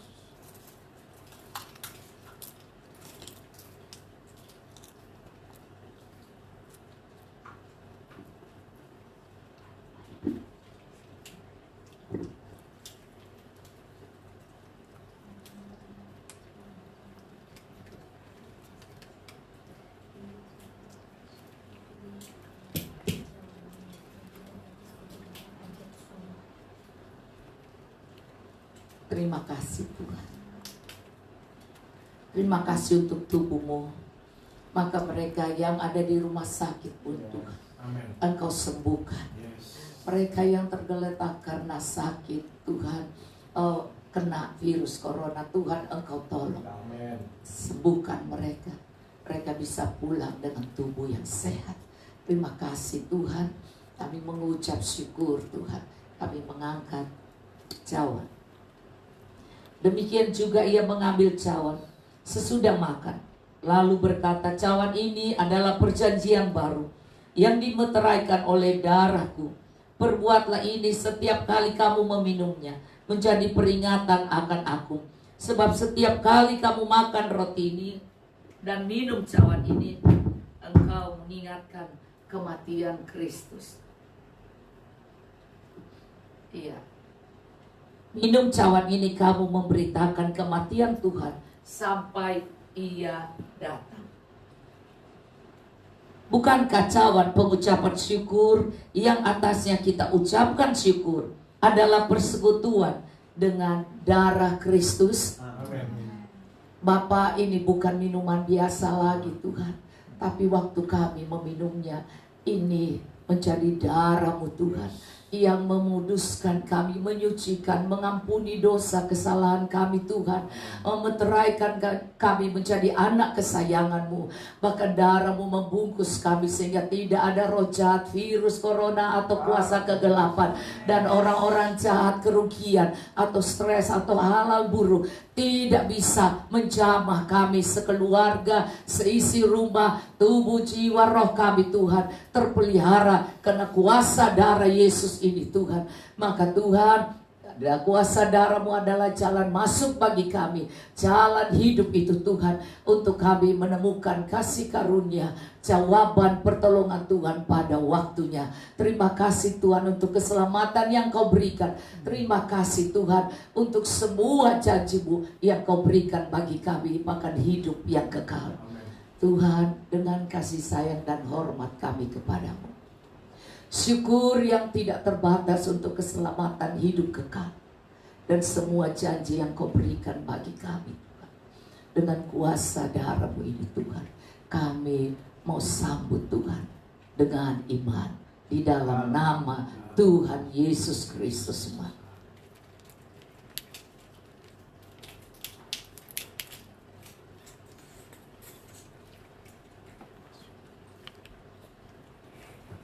Anda bisa duduk dan mengucapkan doa, karena doa orang benar besar kuasanya. Sambil bersyukur, berterima kasih, karena pengorbanan Yesuslah kami menjadi orang benar. Haleluya Jesus. Dan doa orang benar besar kuasanya. Yes, ya Allah.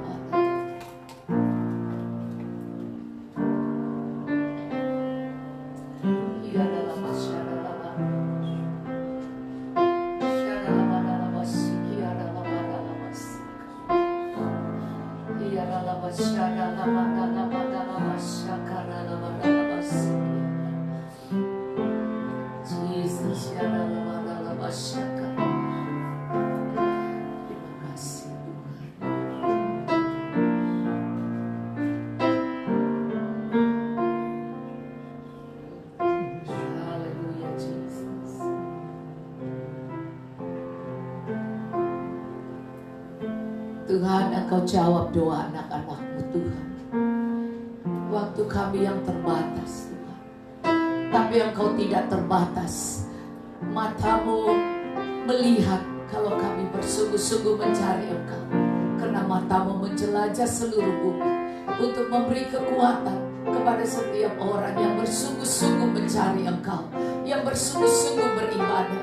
Di tempat di mana anak-anak-Mu ikut beribadah saat ini, di sana juga terjadi kesembuhan, di sana juga terjadi pemulihan, di sana juga terjadi berkat Tuhan. Kuasa Tuhan melingkupi mereka, dan kebutuhan hidup mereka Tuhan mencukupi. Tidak ada yang khawatir, yang cemas, yang takut Tuhan. Semuanya diberkati oleh-Mu Tuhan. Bapa, Indonesia penuh dengan kemuliaan-Mu. Indonesia diberkati oleh-Mu Tuhan. Indonesia disembuhkan Tuhan. Indonesia memiliki kekuatan yang daripada-Mu Tuhan. Indonesia memiliki kestabilan ekonomi Tuhan. Tuhan memberkati Indonesia, memberkati dari pemerintah sampai ke rakyat, dari gereja-gereja Tuhan, pemimpin-pemimpinnya sampai ke jemaat, semua anak-anak Tuhan dan semua kami yang ada Tuhan di sini dan yang ikut ibadah ini, semua diberkati oleh Tuhan. Kami mau mengucap syukur melalui pujian ini. Thank you for the cross, Lord. Thank you for the cross, Lord. Thank you for the cross you paid, bearing all my sin and shame. In love you came and gave amazing grace. Thank you for this love, Lord.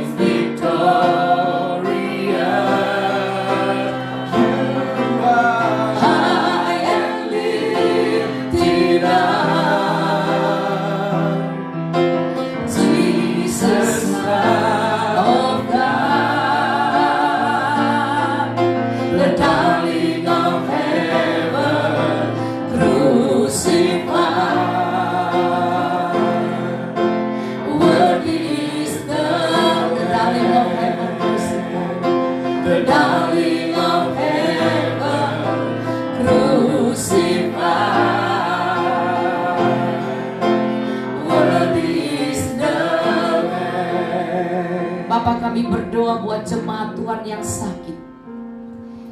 Kalau ada yang sakit di mana saja Anda berada, yang lemah, Tuhan kami berdoa buat Endang Tuhan, supaya terus Tuhan menyembuhkan dia, menguatkan dia, memulihkan dia Tuhan, di dalam nama Tuhan Yesus. Bapa, kami berdoa Tuhan, supaya teman-teman semua, baik yang di Amerika maupun yang di Australia maupun yang di Kanada, di mana saja mereka bahkan ada di daerah-daerah Tuhan di Indonesia ini yang mengikuti ibadah kami, Tuhan Engkau jamah mereka, Engkau sembuhkan mereka, Engkau kuatkan mereka, Engkau berkati mereka Tuhan. Apa yang menjadi keperluan mereka, Tuhan cukupkan. Kelimpahan dari seberang lautan, kelimpahan dari surga, kelimpahan dari segala penjuru mata angin. Tuhan akan mengadakan bagi anak-anak-Mu dan memberkati mereka. Tidak ada satupun yang berkekurangan. Tuhan, kekuatan yang melimpah dari Tuhan, semangat melayani, semangat mengasihi Tuhan, dan terus intim dengan Tuhan, biar terus ada pada kami semua Tuhan. Terima kasih Bapa di surga. Kami mengucap syukur Tuhan. Engkau dengar doa kami di dalam nama Tuhan Yesus. Haleluya. Amin.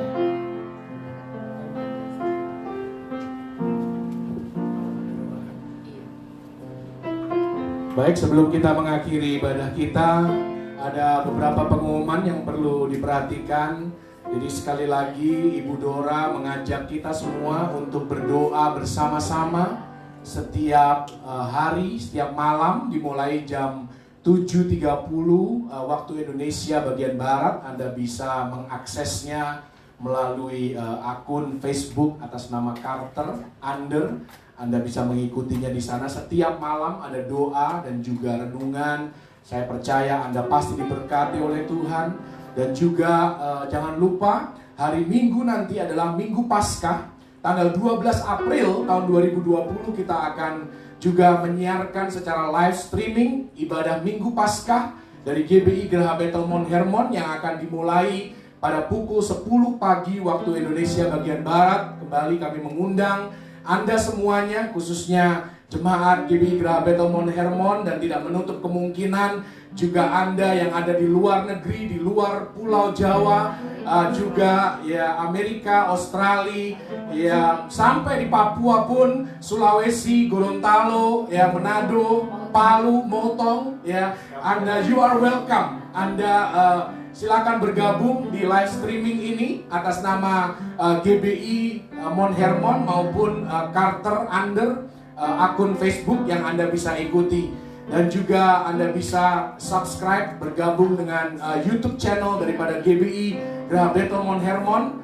Ya, Anda bisa mendapatkan renungan-renungan di sana, Anda bisa mendapatkan firman Tuhan dan juga rekaman ibadah. Anda pasti akan diberkati oleh Tuhan secara luar biasa. Dimanapun Anda berada, tetaplah kuat, tetaplah bergantung hanya kepada Yesus Kristus Tuhan dan Juru Selamat kami. Mari kita semua akhiri ibadah Jumat Agung pagi siang hari ini.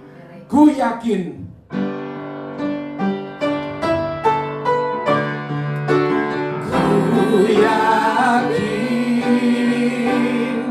Engkau memberkati aku berlimpah-limpah dan memperluas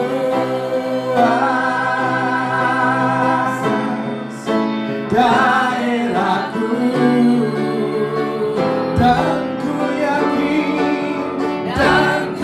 yakin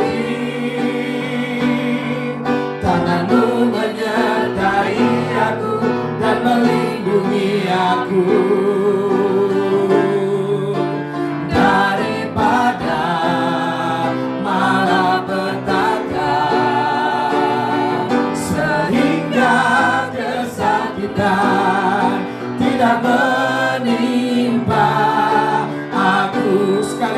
Katakan ku yakin, Engkau memberkati aku berlimpah-limpah dan memperluas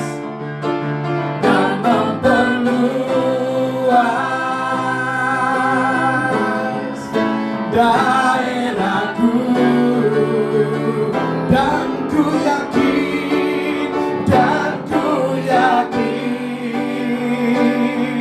tanganmu menyertai aku dan melindungi aku.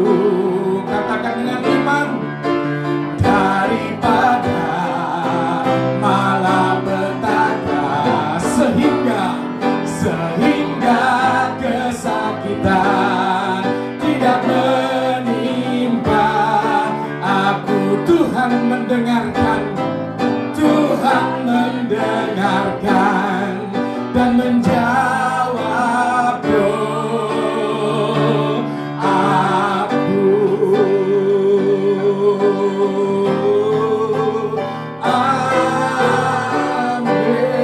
Amin. Tuhan, kami bersyukur untuk penyertaan-Mu di dalam ibadah dari awal, pertengahan hingga pada akhirnya sampai saat ini.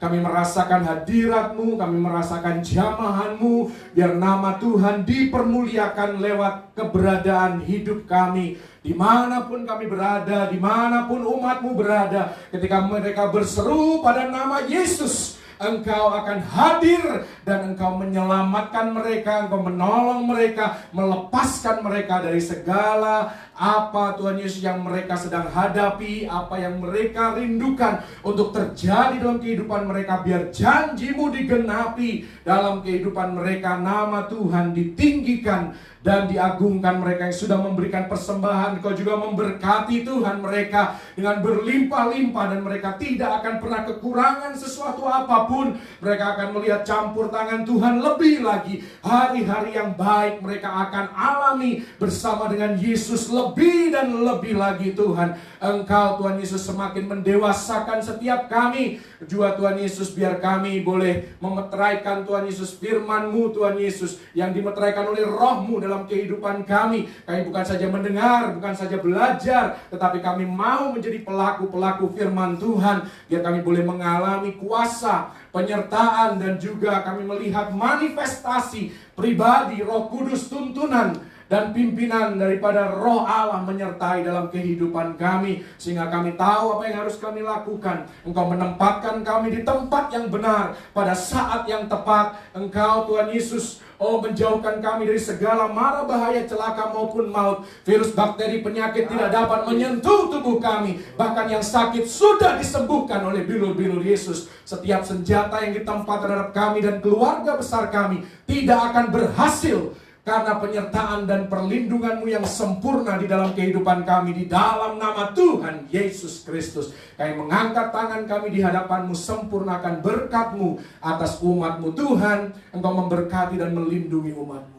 Engkau menyinari umat-Mu dengan wajah-Mu dan memberikan kasih karunia-Mu. Engkau menghadapkan wajah-Mu kepada umat-Mu dan memberikan kepada mereka damai sejahtera yang berlimpah-limpah di dalam segala keadaan, mulai siang hari ini sampai Maranatha Yesus datang kali yang kedua, bahkan sampai selama-lamanya. Di dalam nama Tuhan Yesus Kristus, terima berkat yang terbaik dari Bapa Surgawi dan umat yang terus berpengharapan hanya kepada Tuhan Yesus Kristus. Mari sama-sama katakan amin. Dengan ini ibadah kami sudah selesai. Tuhan Yesus memberkati. Sampai berjumpa pada ibadah Minggu Paskah tanggal 12 April 2020 dimulai pukul 10 pagi waktu Indonesia bagian Barat. Haleluya. Amin.